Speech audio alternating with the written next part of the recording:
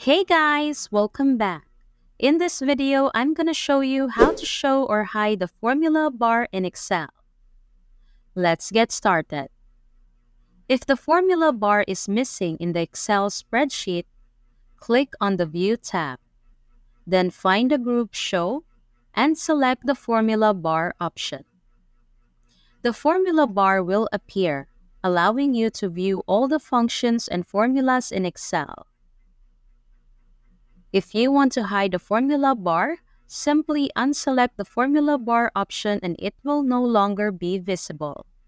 This is a great way to declutter the space on the screen and extend the working area in your spreadsheet. And if you're curious about how to hide or show the ribbon in Excel to create even more room on your screen for displaying the spreadsheet's content, watch the next video tutorial. Thanks for watching. And if you found this video useful, don't forget to give it a thumbs up and hit that subscribe button for more content like this.